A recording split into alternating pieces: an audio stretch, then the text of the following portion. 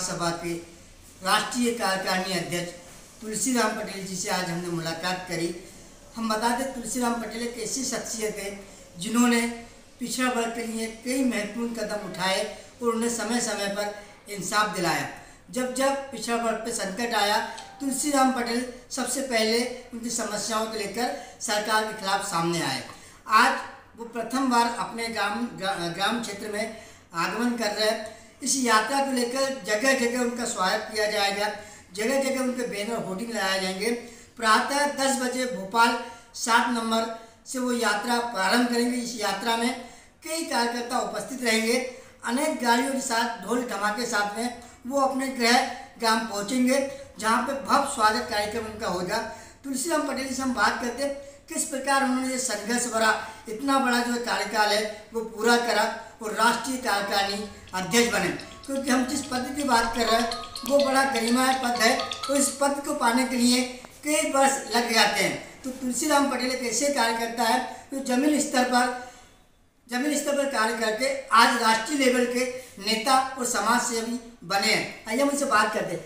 Sir, कल आपकी यात्रा है, किस प्रकार यात्रा, कहाँ से कहाँ जाएगी, थोड़ा विस्तार से बताइए। कल 10 बजे 7 नंबर स्टाफ से और ज्योतिर्वाजी फूले जी की हमारी जो आराध्य है अखिल भारत ओबीसी महासभा की, तो उनका माल्यार्पण करके और 10 बजे यहाँ से निकलेंगे। 11 मील होते हुए मंडीदीप, अब्दुल्लागंज, जगह जगह स्वागत द्वार बने गए हैं और जगह जगह हमारे जो अखिल भारतीय ओबीसी महासभा और SC ST के संयुक्त मोर्चा के जो कार्यकर्ता है वो जगह जगह स्वागत के लिए हर जगह रोड पे और अपने टेंट और सब लगा के स्वागत के लिए तैयार है।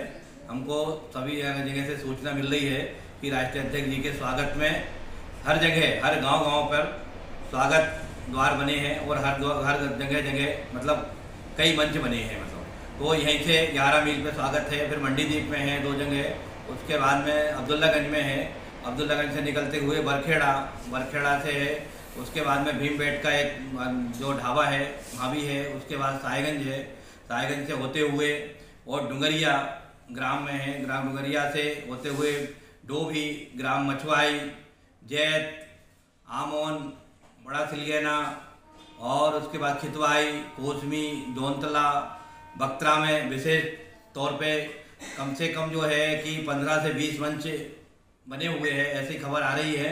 स्वागत के लिए समाज के भवन, नानपोन, चंदवार होते हुए गृहग्राम सिलगेना, मेरा जो छोटा सिलगेना गृहग्राम है, वहाँ पे एक भव्य स्वागत पूरा टेंट लगाया जा रहा है। वहीं पे ग्रामवासियों द्वारा सभी ओबीसी महासभा के, अखिल भारतीय ओबीसी महासभा के कार्यकर्ताओं के, पदाधिकारी, SC ST मोर्चाओं के सभी पदाधिकारी और सदस्यों का, आसपास के क्षेत्रीय लोगों का, वहीं उन्हें खाने की व्यवस्था भी की है, मतलब है ना, लंच भी है।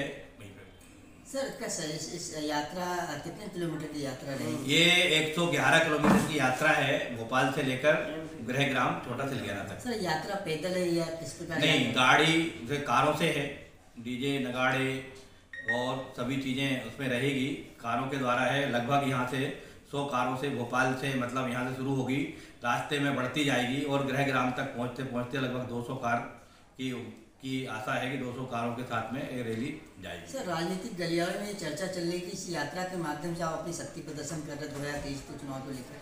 ऐसा तो कोई शक्ति प्रदर्शन नहीं है। पहले गृहग्राम जा रहा हूँ, मेरे प्रशंसक है लोग, अखिल भारतीय ओबीसी सभा के महासभा के लोग हैं, SC ST के हैं और सभी मेरे राष्ट्रीय कुछ पदाधिकारी भी आ रहे हैं और मध्य प्रदेश के तो सभी पदाधिकारी सदस्यगण मौजूद रहेंगे और मेरा लोगों से इतना प्यार है तो इसलिए ये यात्रा इतनी ये भव्य स्वागत के लिए मतलब ये लोग सदस्य लोग स्वागत कर रहे हैं। सर, क्या नए सदस्य भी बनाए जाएंगे इस यात्रा में? बिल्कुल, नए सदस्य भी बनाए जाएंगे।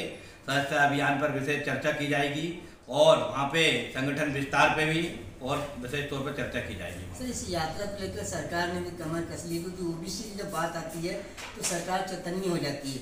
इतनी विशाल यात्रा आपके लेकर सरकार भी यात्रा को लेकर बड़ी गंभीर नजर आ रही है। देखो, कोई सरकार, देखो ये संगठन कोई राजनीतिक संगठन नहीं है ना, ये तो सामाजिक संगठन है। अखिल भारतीय ओबीसी महासभा में 3743 जातियों का समावेश है और छोटे भाई हमारे SC ST भी हमारे साथ है, संयुक्त मोर्चा है, तो उसके भी सभी पदाधिकारी हमारे साथ है। तो ऐसा कोई संगठन से या कोई राजनीतिक वो नहीं है। मैं तो गृह ग्राम पहले जा रहा हूँ क्योंकि मेरा कर्तव्य बनता है कि जन्मभूमि में राष्ट्रीय अध्यक्ष बनने के बाद में प्रथम आगमन मेरा को जाना चाहिए। सर, हम बात करें इस जो आपका जो सफ़र है राष्ट्रीय कार्यकारिणी अध्यक्ष बने हैं, तो कब से आप OBC महासभा जुड़ के कार्य कर रहे हैं? मैं सन 2000 से मैं अखिल भारतीय OBC महासभा में कार्य कर रहा हूँ। मैं जिले लेवल पे भी मैंने काम किया, उसके बाद में प्रदेश उपाध्यक्ष भी रहा, फिर प्रदेश सचिव भी रहा, प्रदेश महासचिव भी मैं रहा और महासचिव। सर, हम बात करें इस जो आपका जो सफ़र है राष्ट्रीय कार्यकारिणी अध्यक्ष बने हैं, तो कब से आप OBC महासभा जुड़ के कार्य कर रहे हैं? मैं सन 2000 से मैं अखिल भारतीय OBC महासभा में कार्य कर रहा हूँ। मैं जिले लेवल पे भी मैंने काम किया, उसके बाद में प्रदेश उपाध्यक्ष भी रहा, फिर प्रदेश सचिव भी रहा, प्रदेश महासचिव भी मैं रहा और महासचिव के बाद में और उसके बाद में मैं 8 तारीख को 8 जनवरी 2022 में मैं राष्ट्रीय अध्यक्ष कार्यकारी नियुक्त हुआ हूँ। सर, क्या वजह है जो संगठन ने इतनी जल्दी आपको इतनी बड़ी जिम्मेदारी सौंपी है?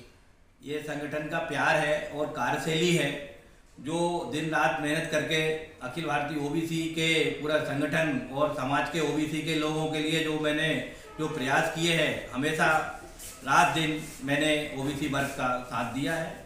हमेशा जब भी जरूरत पड़ती है OBC वर्ग को, तो मैं हमेशा साथ खड़ा हूँ उन लोगों के, और यही सबका प्यार है कि आज मेरे को इतने बड़े पद पे वो दायित्व मिला है। पद बहुत बड़ा है, ये भी मैं मानता हूँ। पूरे राष्ट्र में राष्ट्रीय अध्यक्ष बनना बहुत बड़ी बात है, मगर मैं संघर्षरत हूँ और 2000 से मैं पूरा अखिल भारतीय OBC महासभा से जुड़ा हूँ और मैं अधिकतर प्रदेश में भारत के लगभग सभी प्रदेशों को मैं दौरा कर चुका हूँ और सभी जगह मेरे प्रशंसक हैं। सर, एक बहुत बड़ी चुनौती आपके सामने है राष्ट्रीय कार्यकारिणी अध्यक्ष को लेकर, उन चुनौतियों का किस प्रकार आप सामना करेंगे? ये बिल्कुल सच है कि बहुत बड़ी चुनौती है। पद मिलना तो भी बहुत बड़ा कठिन होता है, पद मिलने के बाद में उसके दायित्व का निर्वहन करना ये भी बहुत कठिन है।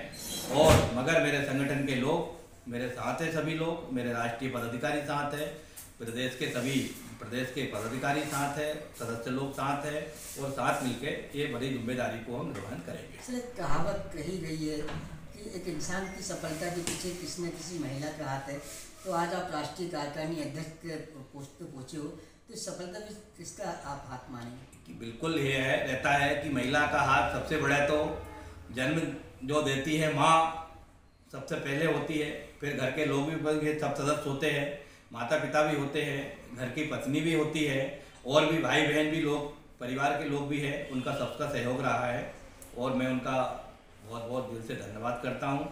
माँ को प्रणाम करता हूँ, माता पिता को, जैसे मैं ये गर्व के साथ कहता हूँ, इस परिवार में मैं जन्म लिया है, मुझे बहुत बड़ा उसमें गर्व है कि मैं ऐसे संस्कार दिए कि मैं आज यहाँ तक राष्ट्रीय अध्यक्ष तक मैं पहुँचा हूँ। सर, कभी कभी इतने बड़े कार्य में आप होते, कभी परिवार के सदस्यों ने कोई नाराजगी जाहिर की हो कि कैसे काम कर रहे हैं आप, रात हो या दिन हो चले जाते हो समाज सेवा में, तो कोई आपत्ति कभी आई हो?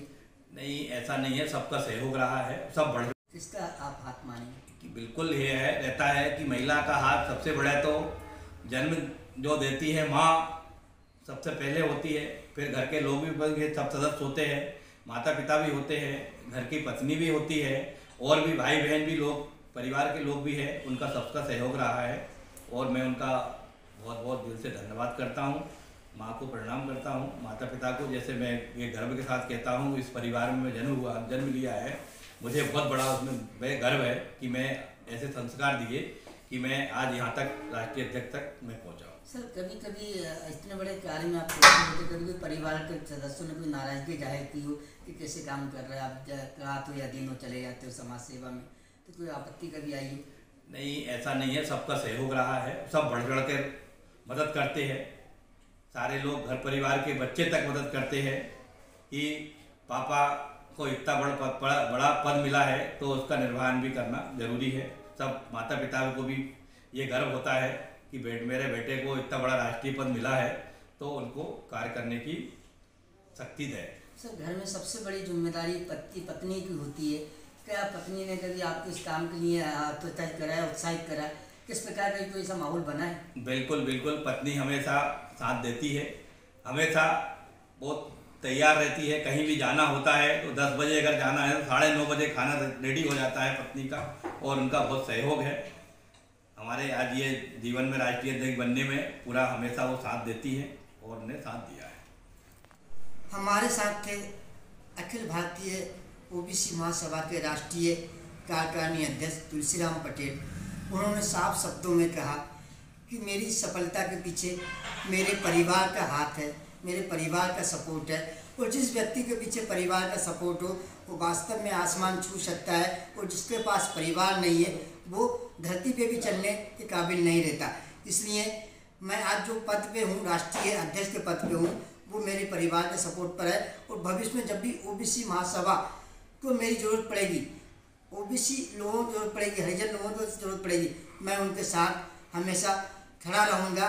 और सबसे पहले कोई मुद्दा आएगा तो सरकार के सामने मैं जाऊँगा, क्योंकि मेरी ओबीसी महासभा और मेरा जो पद है मैं उसका दायित्व हमेशा निर्वाह करता रहूँगा। मेरी कल विशाल जो जनसभा है, रैली है, उसमें कार्यकर्ताओं का बड़ा उत्साह है, जोश है, वो गली गली मेरे स्वागत के लिए आतुर है। इतने फ़ोन आ रहे हैं कि सर कब रैली प्रारंभ होगी और कहाँ पहुँचेगी। जगह जगह कार्यकर्ताओं जिस प्रकार जोश है, वास्तव में तुलसीराम पटेल की काबिलियत है कि आज इस दौर में भी अपना अमूल्य समय निकाल के आम जनता उनका इंतजार कर रही है। ना तो ये सत्ता में है, ना कोई पावर में है, सिर्फ जनता के दिलों में है। हेडलाइन 24 उनका तहे दिल से अभिनंदन करती है और ऐसे समाज सेवी को सत सत नमन करती है। हेडलाइन 24 से संतोष योगी, भोपाल।